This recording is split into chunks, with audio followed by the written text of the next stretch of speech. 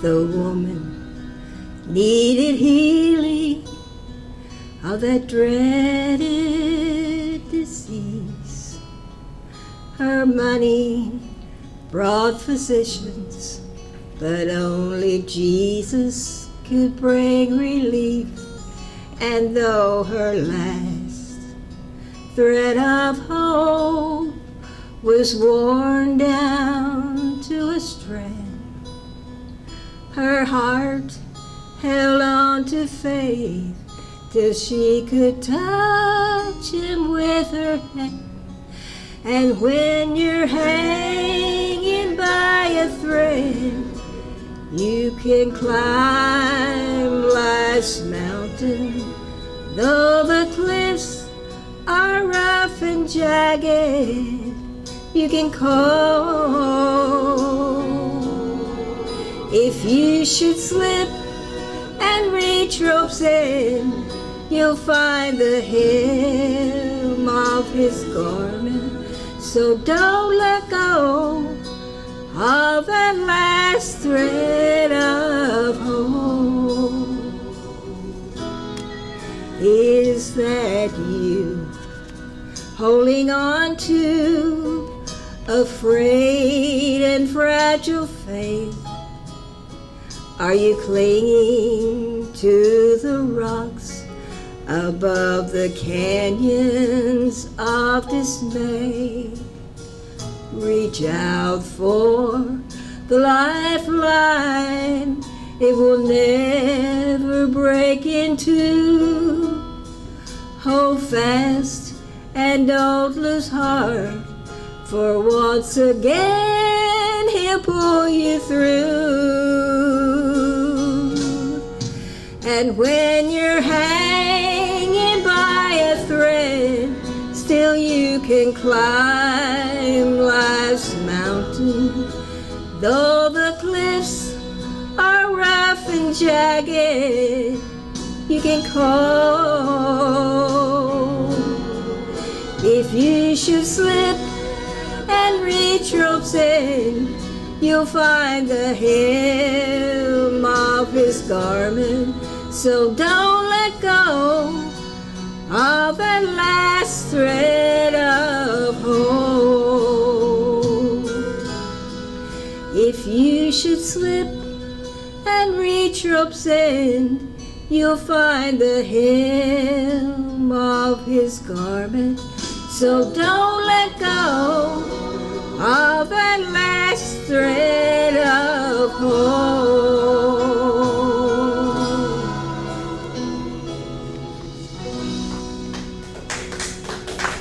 Well, Jeanette and I had a good time in Hannibal visiting with all those folks over the 4th of July holidays. Hopefully you all enjoyed whatever you did during that time, and hopefully you were listening to President Trump during that time, because it's becoming more and more obvious, isn't it, that the stranger among us is trying to get himself up very high above us. And it's also becoming more and more obvious that more and more of our people don't want to retain God in their knowledge, do they? They're just godless, and they want to be. Trump grouped them all together and characterized it all as godless communism, because he said they don't want anything to do with God. They don't want anything to do with religion. And of course, communism itself is rooted in atheism. Karl Marx called religion the opium of the people, and that's where the whole ideology of communism comes from. And then Mr. Trump said that it's like a cancer and it has to be cut out. Now, I don't know what he means by that or what he intends to do to that cancer, but it reminds you of what it says in the prophet Isaiah, doesn't it? Let's go to Isaiah chapter 1.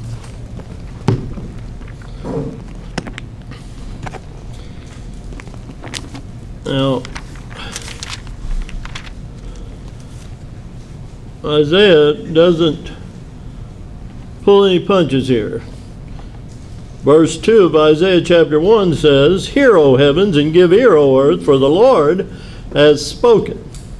I have nourished and brought up children, and they have rebelled against me." Now, this is talking about Israel, okay, anciently and today. You know, remember, most of these prophecies in your Bible are dual. And this is a very good description of what Trump was talking about, isn't it? People who have rebelled against him, because on top of the communists, Marxists, socialists, jihadists that are all mostly foreigners in the land, they have been joined by a lot of our people who they call liberal or leftists or whatever.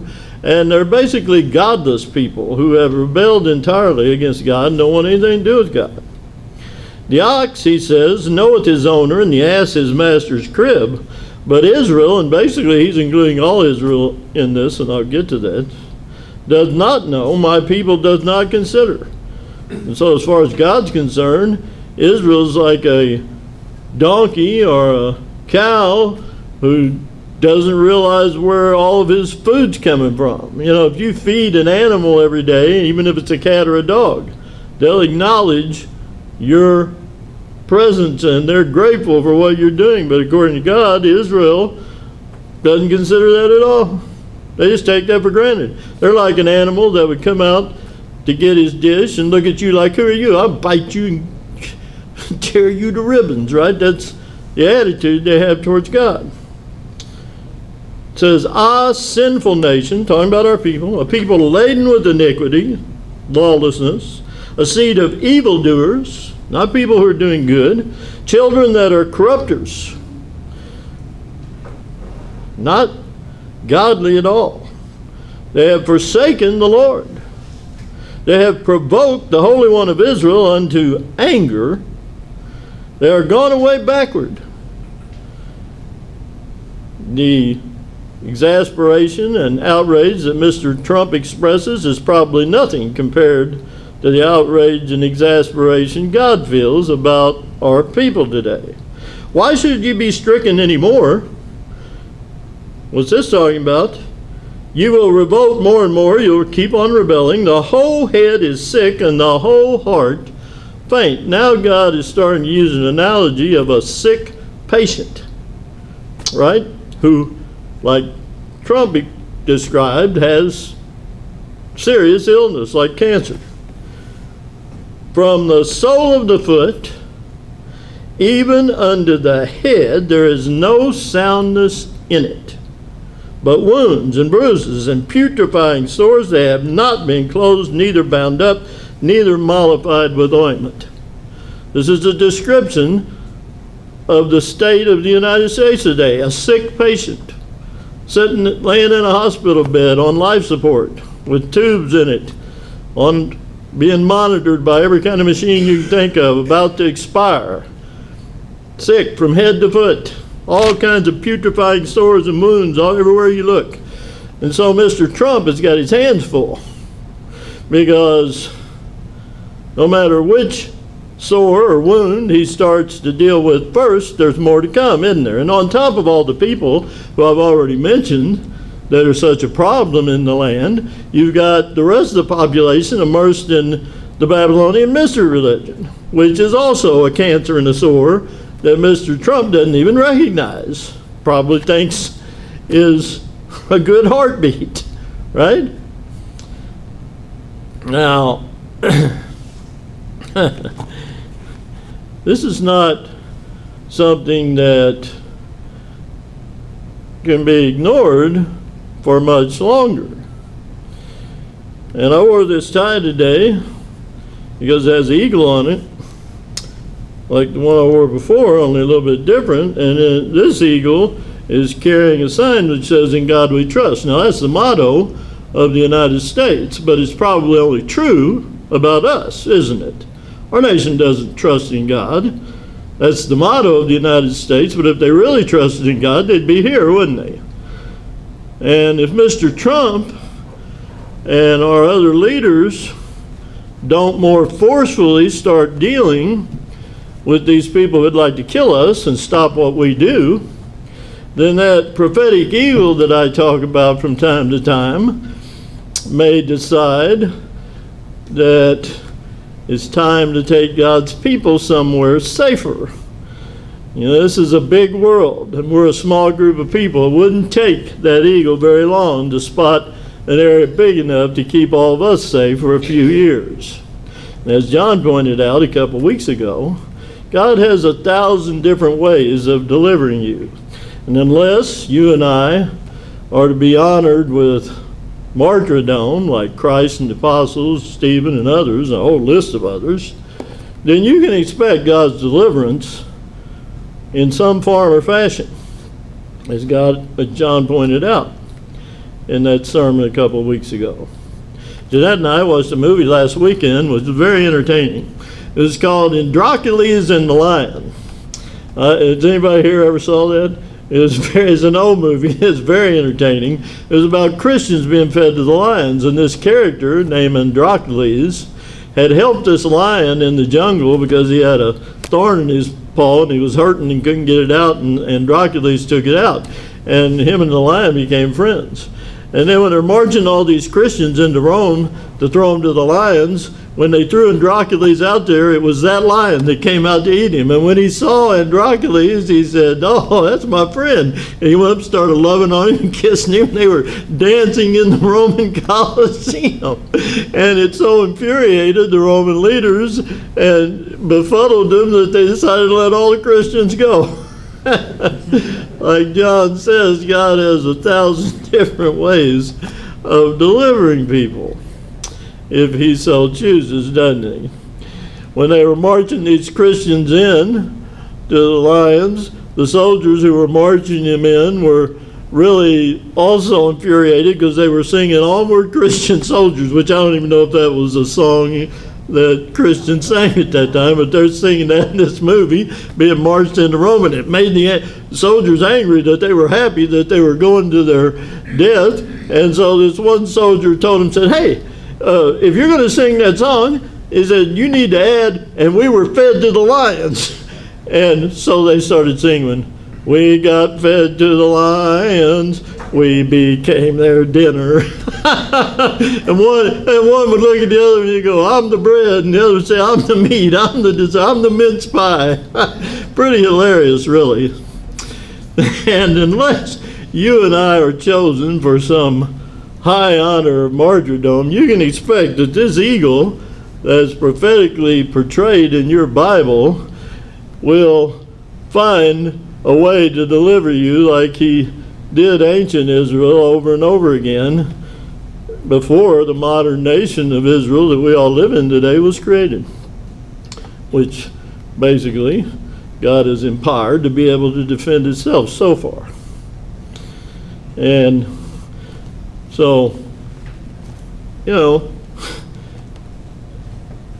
just because things are out of hand doesn't mean you and I, or anybody who practices what we do or believes what we do, should fear these people who they've allowed to multiply here who would like to kill us.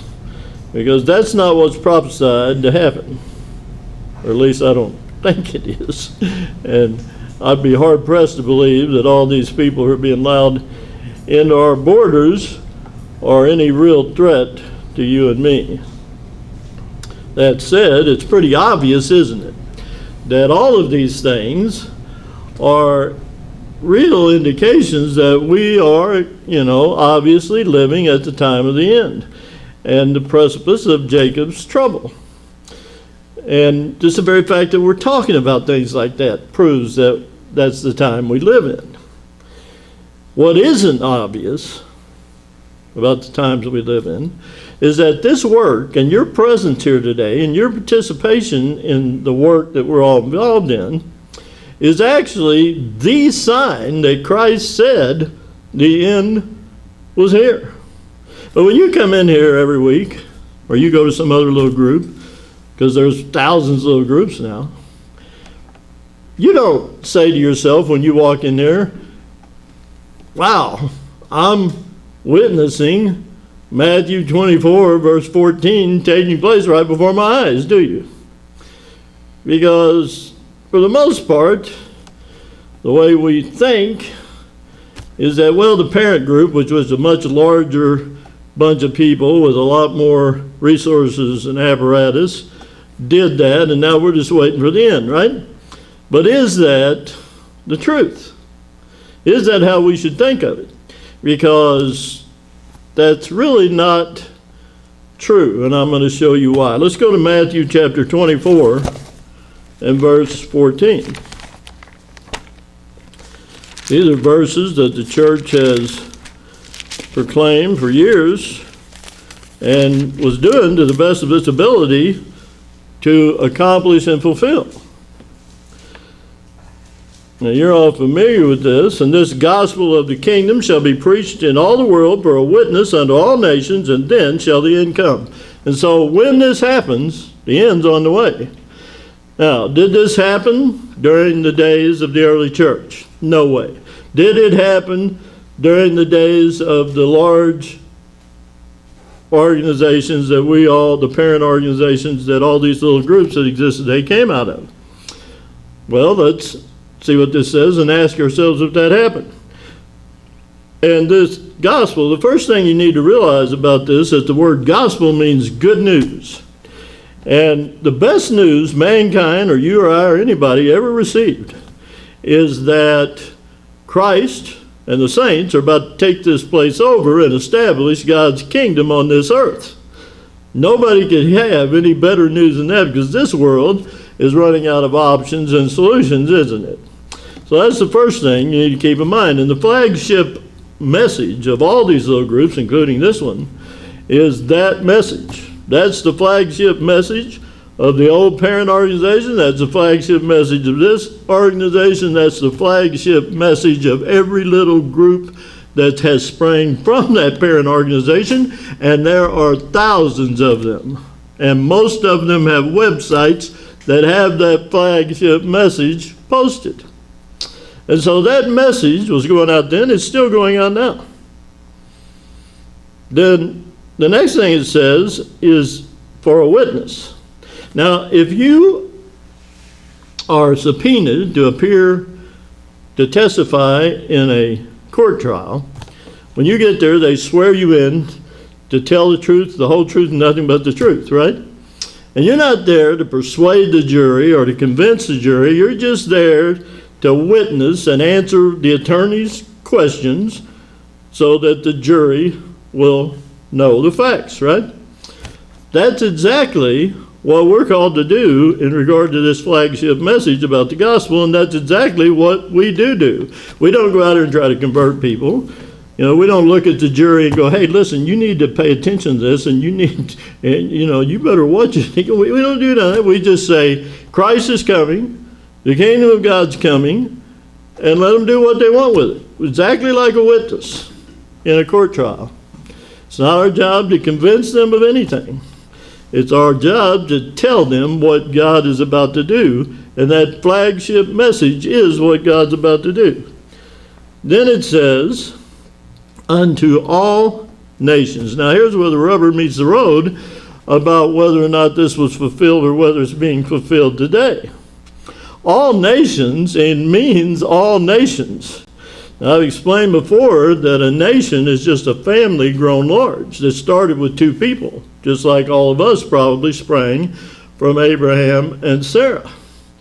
All nations, all ethnic groups, everybody on this planet sprang from one of the two people you read about in the table of nations in your Bible. And there's 70 of them. Now, that's a lot of people, okay? That's a lot of nations. The early church in no way could have reached that unless God miraculously caused it to happen by people speaking in tongues, and he did do that with some of them. But when you think about how many nations there were on the earth at that time and how dispersed and scattered everyone, it's very unlikely that all nations heard the truth then either with Christ and the apostles, even though they were turning the world upside down. The parent organization that we were all part of had a large apparatus and a large reach, and were trying to reach all those nations, and they were doing the best they could, but they were shut out of a lot of places that wouldn't even let them in. And they didn't have the tools that we have today. And so it's very unlikely that they were reaching all nations the way this is described, all 70 of those nations. Today, on the other hand, even though we are a very small group of people with very limited resources and very limited outreach compared to, say, that parent organization, we are reaching all nations, and there is no doubt about it. And it's because of the internet and this little device that all of you have. Today, I don't care who you are on this planet or where you are, that flagship message of the kingdom of God is reaching you. And they are being reached. This makes that possible. And I was telling John yesterday, not only are they being reached with that message, but let's suppose they encounter an American website that's preaching the flagship message of the gospel of the kingdom of God, and they speak a different language. They don't understand English. This phone will translate that into their language with just a push of a button. Kind of like the miracle of Pentecost. Only now, everywhere, not just in Jerusalem, right? So, today, you're actually witnessing, when you come into these little groups like this one or any other that's got a website with the flagship message on it, the fulfillment of Matthew chapter 24, verse 14, for the first time in history. It never occurred before. It didn't occur during the parent organization. They tried, but there's no way they could do what we're doing today. No way. This wasn't there when that parent organization was there, okay? And isn't it striking, really, that the apostasy and the dispersion of God's people happened at about the same time this started to appear? That should tell us something right there about God and how he's doing these things. Because God doesn't need a lot of people, and he doesn't need large groups. He doesn't need a lot of resources. And it's obvious today that he's using very small groups of people and has actually caused all of this to be force multipliers, not less. It's actually more. This, the internet, and even the fact that there's all these different groups is a force multiplier, because it used to be that you would only encounter that message from one organization. Now, like I said, there's thousands of little groups, and they all are preaching that flagship message, and so they could encounter that message now from a whole variety of sources that have this force multiplier. And so you actually are witnessing, when you come into the Church of God today, the fulfillment of Matthew 24:14 that never happened in the history of mankind until now, which means that what this says next is about to happen as well. The end, Christ said. Once this happens, then the end comes. And this work that you and I are involved in, and this activity that goes on here, is actually the greatest sign there is that we are at the end. And this work that we're all involved in will continue right up to the end. And it is prophesied to be stopped. When you see this work stop, then you know the end has come. And that might be a simultaneous event with the destruction of Israel. I don't know. Obviously, if Israel, the safe haven we all launch these things from, disappeared, then we would too. When that happens, the end has arrived. This work will continue right until the end. And so you're actually part of and witnessing something that God says is going to usher in a brand new world ruled by Christ and the saints. And it's never happened before until now, the way it's written here. And it is happening now. Now, that's not how we think, is it? We don't think to ourselves that that kind of work or that kind of messaging would be done by a little bitty group of people like this, do we? It just doesn't, it's not logical, is it? It's a lot more logical to think that that parent organization that had thousands of people was doing that, but actually, as I've already explained, there's no way they were reaching all them people the way we are today. No way. This technology wasn't available then. Now it is happening. And so we need to be careful about how we think about that, don't we? Because it could cause us to become discouraged unnecessarily about what we see going on, when in fact we should be encouraged, because it's actually a fulfillment of those things, even though in our minds and humanly speaking it seems not to be. But if you really examine the Word of God and understand it, it's actually something that should encourage us to realize that what we're doing isn't of no effect. It's very much of effect, and it is of God. Now, you and I have been involved in all this probably most of our lives, and we've seen all these changes occur. And it's hard, isn't it, to say to yourself, well, that's true, and that's what we should want, right? We shouldn't say to ourselves, God is the author of all this, okay? He's the one doing all this. And so what you're witnessing is God at work. Even though humanly we have a tendency to think somehow that we're failing, or that we're living in a time when that isn't happening, when it actually is happening. Now, you're all familiar with the story of Gideon, I'm sure. Let's go to the book of Judges, because God often uses small groups of people to do things to prove that it's His work, not ours. And this work that you and I are involved in today is the work of God, not ours. If it was our work, we would have failed. This would be over, okay? But the very fact that what I told you is true today proves, really by itself, that this is not our work. We couldn't have ever conjured up the internet or this technology that exists today that's allowing us to do all this. It just fell into our laps, didn't it? It just happened. It just evolved. We just transitioned into that and really never really thought about it. It's just the way things were, and so we went with it, right? And it's turned out to be the answer to all of our prayers, which was that we would be able to reach all those people. And it's easy to think that we were in reverse, right? And that we weren't going to do that. And in fact, just the opposite is true. We're reaching more than we ever did. Now, you're all familiar with this story of Gideon. In Judges chapter 6, God has to convince Gideon that he's going to use him to destroy the Midianites. And,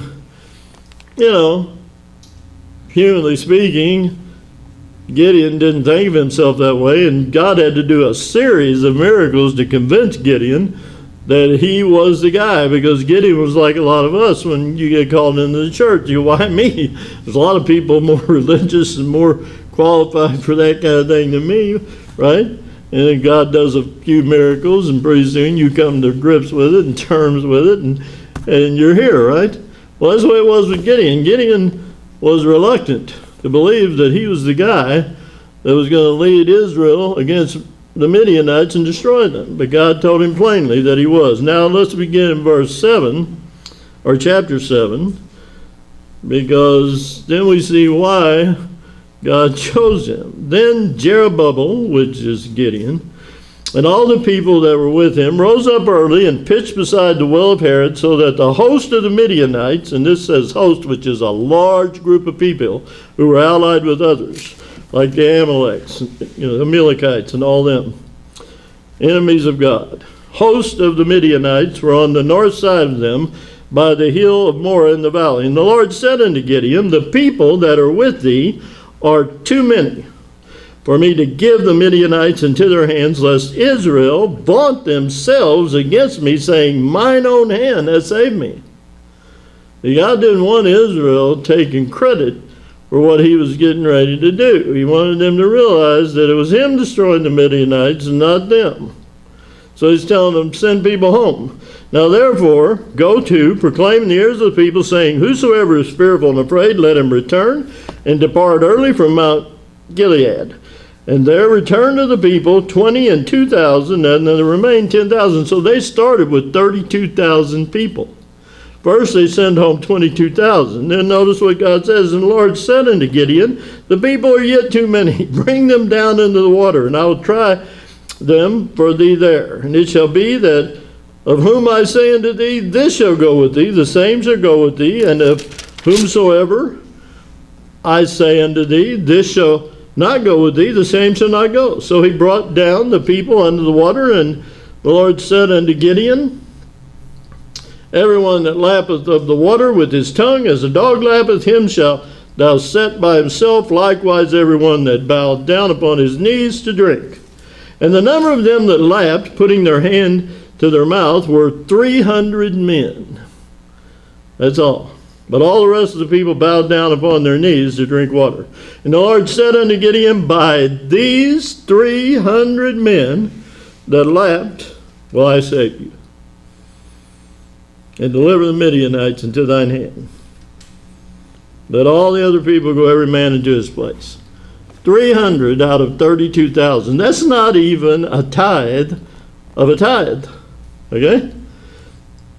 3,200 would have been a tithe. 320 would have been a tithe of a tithe. This is less than a tithe of a tithe. And God said, send them all home, because I'm going to deliver the Midianites into your hands with that 300 people. And go back to verse 2, because the reason he did this, because lest Israel vaunt themselves against me, saying, mine own hand has saved me. Now, I don't know how big a part of the parent organization any of you were, or how long you've been around the Church of God. But it's easy to start believing when you're accomplishing big things that it's got something to do with you.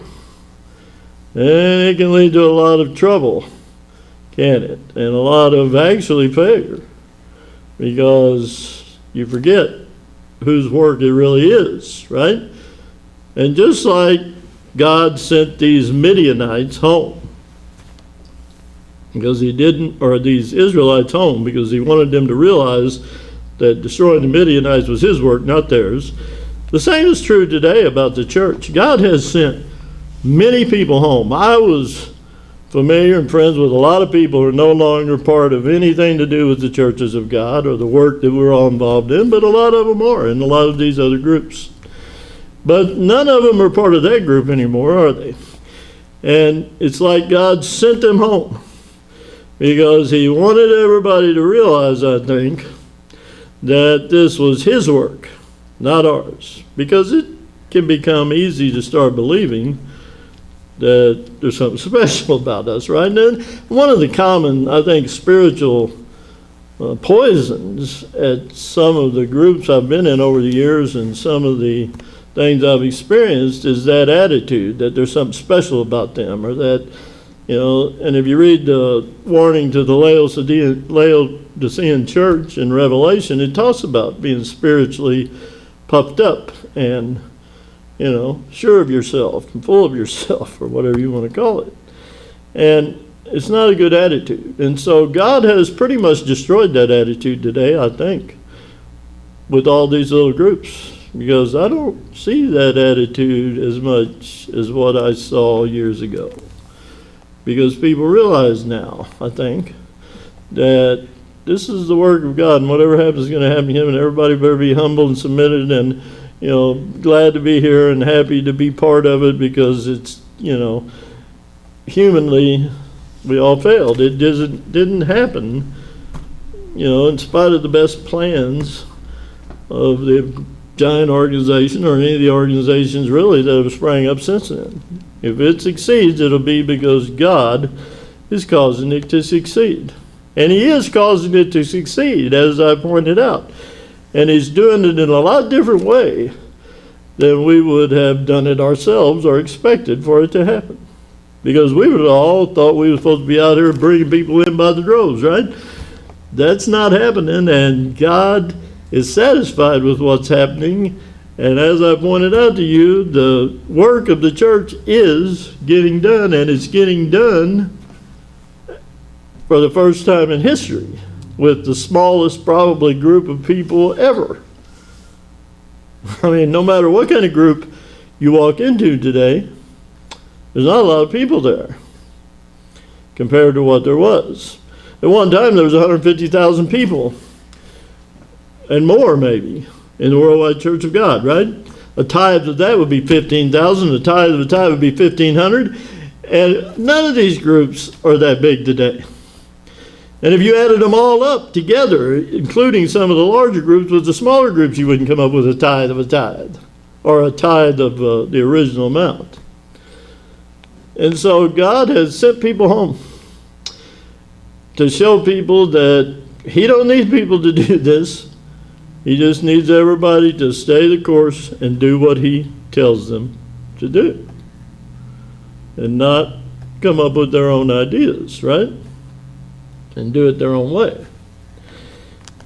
And really, the flagship message of this church is the main work that the church, and you know, when the old parent organization began, that was the primary focus of that giant organization. But little by little, that focus changes and things start to, and they start to go down different roads, don't they? Rabbit holes, they call them. And before you know it, the main focus has been lost, right?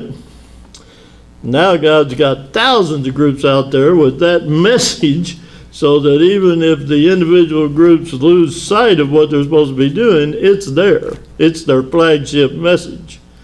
And people are being reached in all nations, which is what God wanted, and which is what's happening.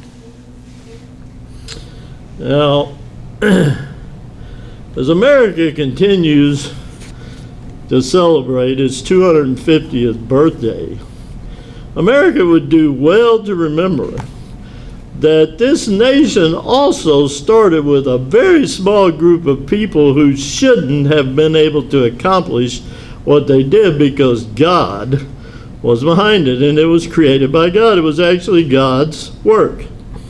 When we were coming to church today, Jeanette counted the number of American flags we passed on the road on the way here. How many was it? 193. There were 193 American flags from our house to here, just that we spotted, okay? Because people are in a very patriotic mood, aren't they, because of America's 250th birthday. Plus, we live in a pretty patriotic area anyway. And how many of those people who are waving them flags do you think realize what I just said? That this country was created by God, not by men, for His purposes, not theirs. How many of those people who are waving those flags do you think are waving them for that reason, or realize that? Very few, right? If any. I don't know. But,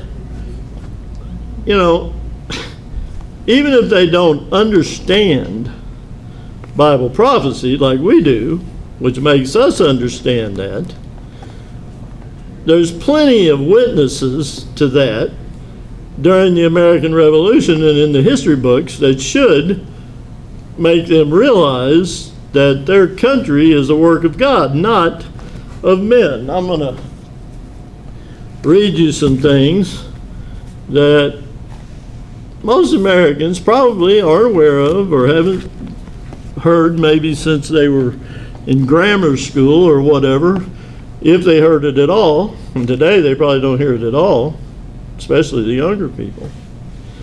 That prove without any shadow of a doubt that the beginning of America was not of men. God created America, and there's plenty of evidence of that and witnesses of that in the history books. The Continental Army never had more than 10,000 men under George Washington at one time. It was a citizen army of farmers and shopkeepers, and they were coming and going, and Washington was basically dodging and escaping and running for most of the war. trying to stay away from being captured by the British. And the British, on the other hand, had a very formidable force of 100,000 people, and it was a very trained military that could obliterate you just like ours can today. If they come at you, you didn't want to see a bunch of redcoats coming because you knew that was a fearsome military force that was going to do its will. And if you would have asked the Las Vegas odds maker, if they existed at that time, what the odds were that the Continental Army was going to defeat the British Empire at that time, they took any bet you wanted, give you whatever odds you wanted. That's how unlikely it was. It'd be like today believing that Cuba could defeat the United States military. No way, right? Well, there was really, humanly speaking, no way the Continental Army should have won the Revolutionary War. But God had other plans, didn't he? And it seemed to all revolve around one man, George Washington. Sort of like David and Goliath. Because if the British would have at any time killed him or captured him, that war would have been over. But God made sure that didn't happen and never intended for that to happen, because he was in the process of separating Manasseh from Ephraim, and George Washington was the guy he chose pretty much to surround that event with. And there's plenty of evidence of that. I want to read you some things here that you may not have ever heard or heard and forgotten. But, you know, George Washington was in the British military before he led the Continental Army during what was called the French and Indian War. And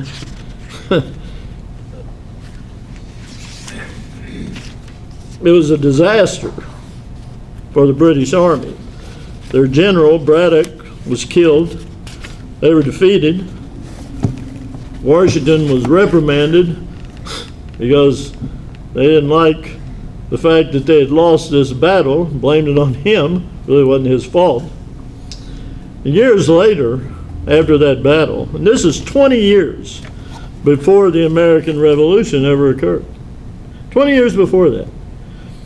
And years later, when George Washington was riding through the woods with one of his good friends named Dr. Craik, this Indian chief who had been part of that battle saw Washington in the woods and stopped him and this friend of Washington's, who had an Indian interpreter, and said this. He said, "I am a chief and ruler over my tribes.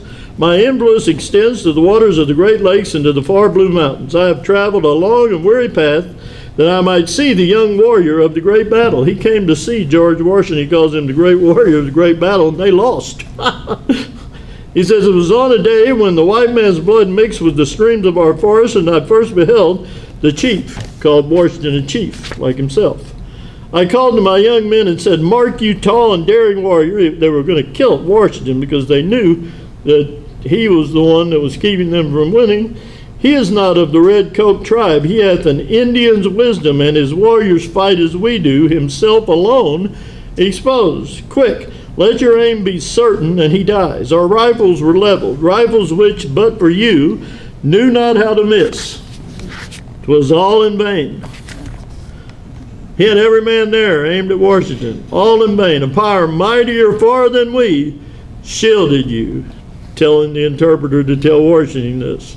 "Seeing you were under a special guardianship of the Great Spirit, we immediately," they called God a Great Spirit, "we immediately ceased to fire at you. I am old, and soon shall be gathered to the great council fire of my fathers in the land of shades. But ere I go, there is something bids me speak in the voice of prophecy." This Indian chief was claiming here to be a prophet. "Listen," he said, "the Great Spirit protects that man," talking about George Washington, "and guides his destinies. He will become the chief of nations, and a people yet unborn will hail him as the founder of a mighty empire. I am come to pay homage to the man who is the particular favorite of heaven and who can never die in battle. That's quite a statement.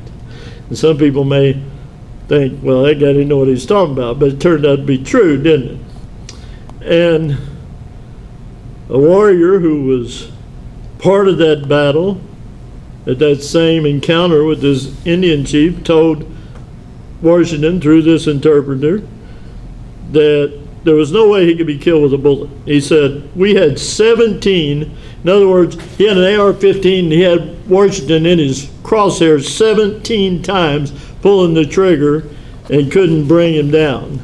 He never fell.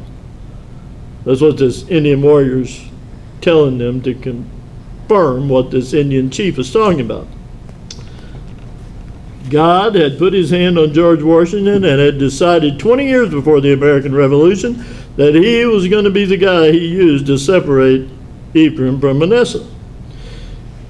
In a letter to his brother, John Washington, George Washington wrote right after the battle that this Indian chief was talking about, by all the powerful dispensations of Providence, God, I have been protected beyond all human probability or expectation. He knew he should have died that day in that battle. For I had 4 bullets through my coat. They found, and that coat is, I think, still on display at Valley Fort, or, Mount Vernon, where Washington's stuff is. 4 bullets through my coat. 2 horses shot from under me, yet escaped unhurt. Although death was leveling my companions on every side. General Braddock died in that battle. So did a lot of British soldiers. They all did, except for Washington and a few others who escaped and were blamed for the loss when they got back to the fort that they all came from. George Washington was used by God in a very obvious and peculiar way that most people are never used by God to do, because God had a job to do, didn't he? He had a work to perform. He had to separate Manasseh from Ephraim, and he chose George Washington to do that. Otherwise, George Washington would have probably been dead that day in that battle. Why he chose George Washington, you can ask him in the resurrection. I don't know. George Washington, it turns out, if you study his life, was a very religious, devout kind of individual, and I suppose it's because of that that God chose George Washington to do this.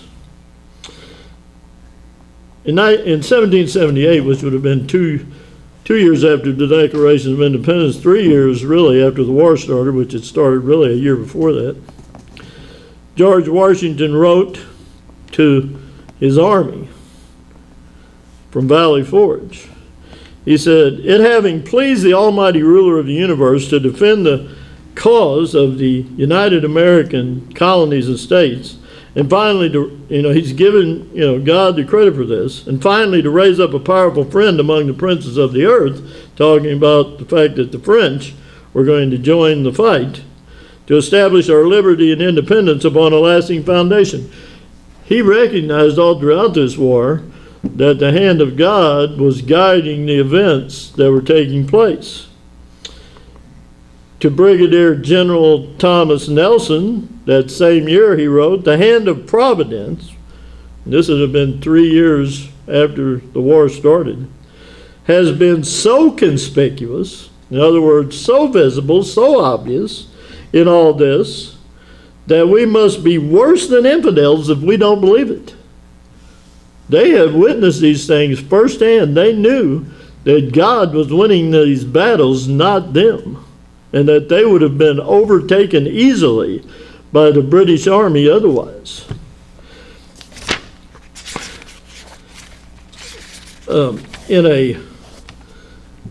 Most of the time, like I said, George Washington and the Continental Army were on the run trying to escape capture and defeat, because they were no match really for their adversaries. And usually the British Army was right on their heels, because they had the ability, really, humanly speaking, to capture them. On February the 13th in 1981, only a few hours ahead of the British, who were after them, Washington and his men, the American troops crossed the Dan River into Virginia. When the British arrived at that river, again, the river had risen. It had lowered so that they could cross it. It came back up when the British got there without any good explanation, stopping the British from pursuing George Washington and the Continental Army. And this kind of thing happened regularly. British Commander-in-Chief Henry Clinton, who was the general who was chasing him at the time, wrote, "Here the Royal," and they were frustrated, they were exasperated, "Here the Royal Army was again stopped," and I'm sure they had to explain this to their superiors, "by a sudden rise of the waters." They didn't have any control over the rivers or the waters, and they're trying to explain to their superiors, hey, we had them, we were on their heels, we were about to get them, but the waters rose and that stopped us. If we couldn't pursue them, we would have drowned. And those same waters had miraculously fallen just before that to let Washington and the Continental Army, which they called the enemy, cross over. I mean, this is the kind of war it was. This is a war where if they would have any time captured or killed Washington, it would have been over. But they could not. They tried, and they tried, and they tried. Now, there's a society called 917. I don't know if you've ever heard of that. But the 917 stands for September the 17th because that's Constitution Day. So that's why they call it the 9/7, and they promote and, try to protect the U.S. Constitution to the best of their ability by informing people of what the facts are about everything that they're debating in Washington, D.C. all the time, right? And you're all familiar, I'm sure, with the crossing of Washington at on the Delaware that all those famous pictures depict, where the flags waved and they're crossing. That happened on Christmas Eve. And of course, it's very understood by historians that the weather allowed them to do that. And that was in 1776, right after the Continental Army had declared, or the Congress had declared independence. And so the war was getting hotter and hotter at that point. And Washington was trapped there at Valley Forge. And it was very bitterly cold, and they desperately needed a victory to raise the morale of the soldiers who were, the only reason they had an army. And God again miraculously broke that ice up where they were able to cross that river and surprise what they called the Hessians, which were Germans who were, the British were hiring and, like mercenaries at Trenton. And that really gave them a reason to keep fighting, the colonists, who probably thought, like anybody with the right mind would have thought, we're done, we're toast. They were spending all their time running away. Now, that same year in 1776, there was a disastrous battle at Long Island there in New York, and the Continental Army faced almost complete annihilation. It looked really bad. And British forces had trapped them with the river at their backs, and defeat looked almost certain. Yet on the night of August 29th, this is 1776, before what happened at Valley Forge in Delaware, a thick fog rolled in, like you see in the movies, right, where you can't see in front of your hand, or you can't see your hand in front of your face. So dense that even at close range, visibility, it says, was nearly zero. Under the cover of this inexplicable fog, they had them trapped. They were ready to decimate the Continental Army and put an end to the rebellion, as they called it, right then and there. Washington silently evacuated those 9,000 soldiers across that river because of that fog. And when the British awoke the next morning, it was an empty battlefield. And again, I'm sure the British commanders were trying to explain to their superiors what had happened, right? No one could explain the fog's timing or intensity. And I'm sure when they told their commanders what had happened, they were just like, what are we going to do? But the impact of that fog was undeniable. Providence had intervened again, what they call Providence, what we call God, and allowed that army to escape and fight again and continue to escape. And then by the time, of the surrender at Yorktown, which didn't happen until 1781, the Revolutionary War went on longer than most people realize. It took 6 years if you count the battles at Lexington and Concord in 75 until this happened at Yorktown. And it really was because the French had joined the war, the French Navy showed up, Washington had his army positioned just right, and God had caused a strong wind to prevent the British Navy from joining the fight for months, which allowed the French Navy to arrive and assist Washington, and they were able to trap the British Army. And when the British surrendered their sword to the Continental Army at Yorktown, they were playing a song called "The World Turned Upside Down," because it literally was the world turned upside down. It would be like Cuba defeating the United States military today. There's no way that could happen humanly. But God caused it to happen in the Revolutionary War. Now, I could tell you a lot of other things, and I've got a lot of other information, but we're running out of time. What you and America, as they celebrate the 250th birthday, continues, because you're going to see celebrations all year, I think, in that regard, is that just like the church today operates in fulfillment of God's word with a very small number of people, the creation of their nation that they're all celebrating now started the same way.